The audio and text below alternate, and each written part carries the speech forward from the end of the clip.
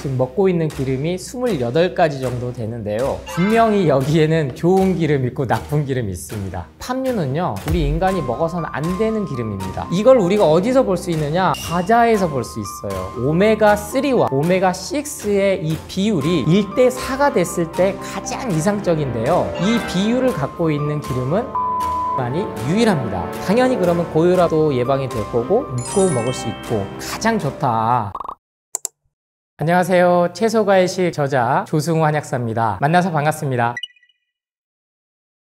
올리브유부터 해서 아마씨유, 면실유, 홍화씨유 매일 생기름을 한 숟갈씩 먹으면 몸에 좋으냐? 라는 질문 정말 많이 받습니다. 이 이유가 바로 지중해식 식단 때문에 생겨난 거죠. 남부 프랑스나 남부 이탈리아 그리고 그리스에 위치해 있는 지중해, 정말 아름다운 곳이죠. 거기에 살고 계신 분들이 치매나 심장병이라든지 심장마비율이 낮는 점을 착안해서 봤더니 채소과일식에 이 올리브 기름을 많이 드레싱해서 먹는다는 걸 찾아낸 거죠. 헌데 우리가 놓치고 있는 것은 바로 이분들이 올리브 오일 때문에 과연 치매가 낫고 사망률이 낮은 거냐, 그게 아니라는 겁니다. 바로 복합적인 스트레스를 가장 안 받는 게 큰 이유인데요. 이분들은 식사를 마치고 나면, 특히 점심을 마치고 나면 반드시 1시간에서 2시간 정도는 산책을 합니다. 햇빛도 세고, 그리고 당연히 먹고 난 직후에 걸으니까 혈당도 안정이 될 테고 소화기관도 좋아지겠죠. 동물성 식품보다 채소과일식을 훨씬 더 많이 먹는 상태에서 그러한 자연스러운 광합성과 함께 운동까지 하기 때문에 좋아진 거고, 그렇게 마음의 여유를 가지면서 스트레스 없이 사는 게 가장 큰 이유인데, 이 올리브 오일만을 특화시켜서 마치 이걸 먹으면 모든 게 좋아지는 것처럼 판매를 하는 거죠. 즉, 이 상품이 좋으니까 먹으면 좋습니다 하는 거에 해당되는 게 올리브 오일이지, 이걸 먹는다고 해서 매일 꼭 챙겨 먹어야 할 만큼 필수적인 음식은 아니라는 점을 말씀드립니다. 올리브 오일은 엑스트라 버진 오일, 그 다음이 버진 오일, 퓨어 오일, 이렇게 세 가지가 유통이 되고 있는데, 바로 올리브를 바로 압착해서 정제하지 않은 게, 순수하게 기름을 짜낸 게 엑스트라 버진 오일이고요. 그 다음 정제가 좀 들어간 게 버진 오일, 마지막 정제가 많이 들어간 게 퓨어 오일입니다. 그럼 식물성 기름이 반드시 무조건 몸에 좋으냐? 그건 아니라는 거죠. 불포화 지방산이 몸에 좋다, 그리고 포화 지방산은 되도록 적게 먹어야 된다, 이게 이제 상식적으로 알려져 있는데, 동물성 기름이 몸에 안 좋은 거는 포화 지방산이 높기 때문이고,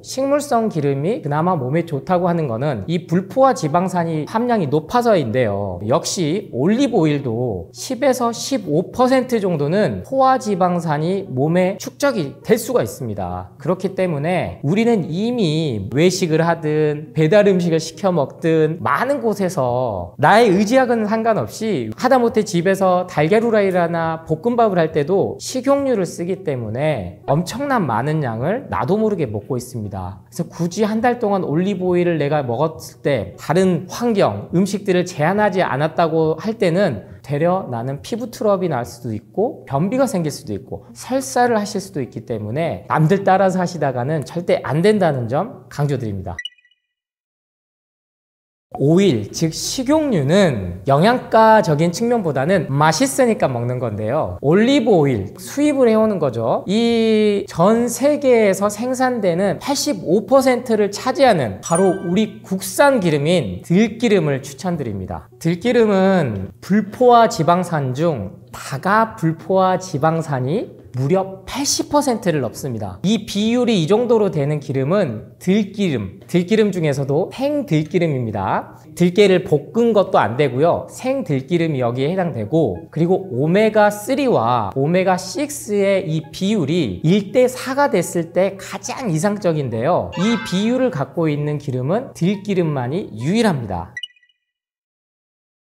근데 왜 들기름이 전 세계화 되지 않을까 궁금해 하실 수도 있어요. 실제로 일본에서는 K-헬시 오일이라 그래서 들기름 열풍이 엄청나게 분 적도 있거든요. 바로 들기름은 산화가 잘 되기 때문입니다. 즉 공기 중에 노출이 되면 산패, 즉 썩기 시작한다는 건데요. 그래서 이 들기름은 한 달 이내에 먹는 걸 원칙으로 해야 하고, 당연히 튀기거나 볶거나 해서는 안 됩니다. 다만 이 들기름을 조금 더 오래 먹을 수 있는 방법은 참기름을 참기름을 20%나 올리브유를 20%, 뭐 포도씨유를 20%, 들기름 8, 다른 기름 20% 이렇게 섞어서 냉장 보관하시면 훨씬 더 오랫동안 보관도 하실 수 있고 산화를 막으실 수 있다는 점을 알려드립니다. 예전처럼 우리 동네 방앗간에서 우리 어머니들이 믿고 단골 왔어 승훈네 승우 엄마 이렇게 받아오면 제일 좋죠. 여전히 동네 방앗간이 분명히 있긴 있어요. 그래서 우리 어머니들이 손수 밭에서 기른 들깨를 가져다가 요거를 볶지 않고 압착만 해서 만들어낸 생들기름. 그래서 아직도 서울에서 거주하시는 독립하신 분들 지방에서 부모님들이 꼭 올려주시는 게 이 들기름병이에요. 참기름병. 가장 좋다. 가공이 안 되고 믿고 먹을 수 있고, 그 다음은 산패가 안 되게끔 병 자체가 얼마만큼 잘 신경을 써서 유리병에 갈색이라든지 그런 것들을 신경 써서 나왔냐, 그럼 당연히 가격이 올라가죠. 그래서 기름만큼은 참 슬픕니다. 돈 있는 사람들이 더 좋은 기름을 먹어야 하는 그런 현실이 슬프지만, 그래서 엄마가 해주시는 들기름이 가장 좋은 건 맞습니다. 그렇지만 비싼 들기름이 우선적으로 좋을 수밖에 없다. 슬프지만 그 점은 저도 인정합니다.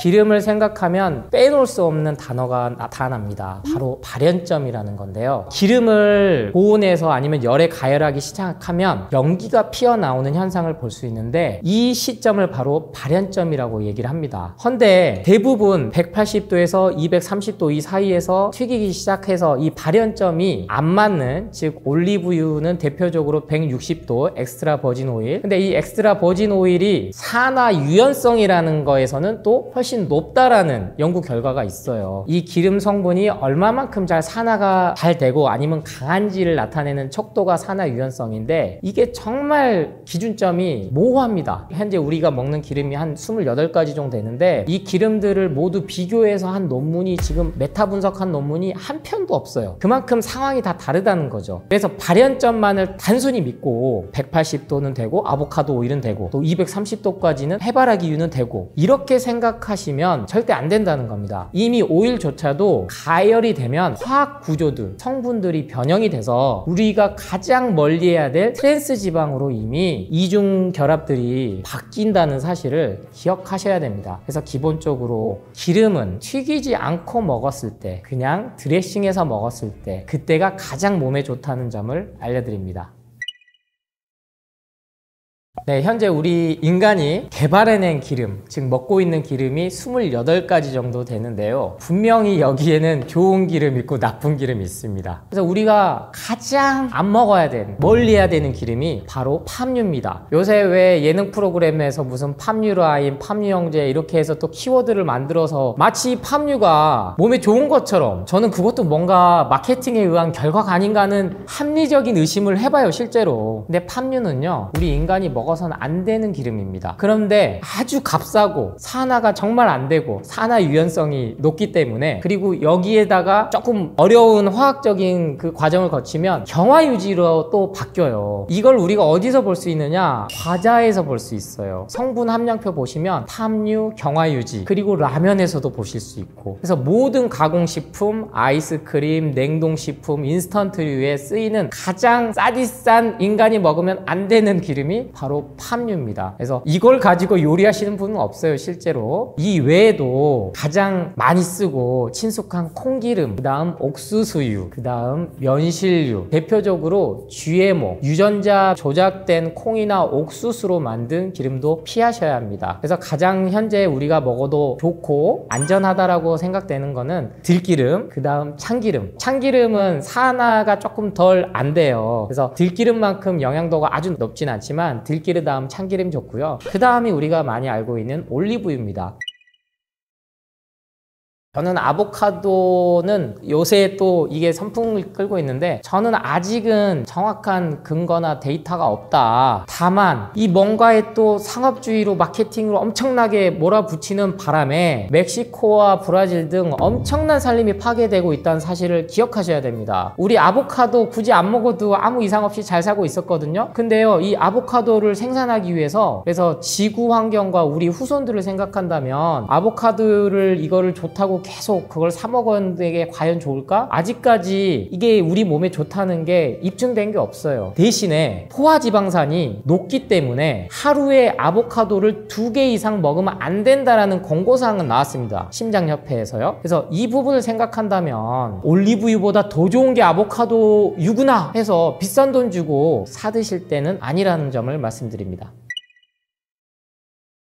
기름이 몸에 좋다고 하는 게 우리가 현재 국민 건강기능식품, 저는 건강기능식품 드시지 마세요 하는 입장이지만 대표적인 게 오메가3예요. 서양 식습관으로 되면서 오메가3, 6, 9 이렇게 뭐 7도 있는데 오메가3와 오메가6의 이 비율이 점점점 6이 더 높아지니까 오메가3를 먹어야 된다는 건데요. 이 오메가3가 바로 기름에 많이 있습니다. 그래서 당연히 뭐 폴리페놀이나 토코페롤이나 여러 항산화 성분이 우리 몸의 염증을 완화시켜주고 그리고 피부 노화도 해주고 말 그대로 우리 심혈관 질환, 동맥경화 예방, 당연히 그러면 고혈압도 예방이 될 거고 뇌졸중도 예방이 되고 그러한 효과들을 갖고 온다라는 연구 논문들이 어디서 만들었을까는 생각하셔야 돼요. 대부분 올리브유나 좋다고 하는 논문들을 살펴보면요, 그 식품회사와 관련된 곳에서 낸 논문들이 많습니다. 기름은 누차 말씀드리지만 이거는 음식 문화다. 고기와 똑같이 맛있으니까 먹는 거지, 그러니까 반드시 필수 영양소를 섭취하기 위해서 기름을 먹을 필요는 없다. 하지만 이 약 먹을 거면은 좋은 기름을 먹되 과하게 드시지 않는 게 가장 중요합니다.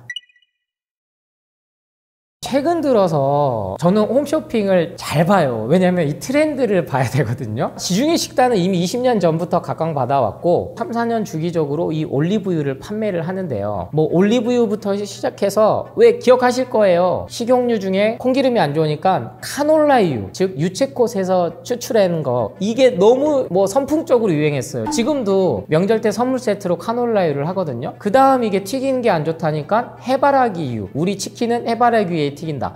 그러니까 이런 식으로 계속 오는데 이 기름뿐만 아니라 홈쇼핑에서 계속 주기적으로 하는 것 중 하나가 바로 단백질에 관련된 것들입니다. 그래서 콜라겐, 비오틴, 요새는 뭐 글루타치온까지. 글루타치온도요 1970년대에 이미 상품화가 됐어요. 병원에서는 글루타치온이라고 가루로 만들어서 애가구 섞어가지고 주사로까지 놓고 있습니다. 근데 이걸 이제 상품화 한 거죠. 그러니까 이렇게 정말 기업은 우리 국민들에게, 소비자들에게 계속 현혹을 시키고 몸에 좋다는 점을 강조를 하지, 실제로 이걸 장기간 먹었을 때 몸에 나타나는 부작용들에 대해서는 절대 말해주지 않습니다. 그 대표적인 예가 건강기능식품들이고요. 그래서 뭔가 몸에 좋다더라 하고 갑자기 유튜브에서 확 돌면 이게 또 광고비가 이쪽으로 많이 쓰였구나 라고 생각하셔야지, 저거 한번 먹어볼까? 하고 굳이 내 아까운 돈을 들여서 사서 드실 필요는 없고, 가장 기본인 우리가 일상생활에서 먹고 있는 채소과일식만 하루에 하나만 더 챙겨 먹어도 그러한 모든 필수 영양소나 항산화 물질들은 충분히 우리 몸에 소화되고 흡수된다는 점을 기억하시기 바랍니다.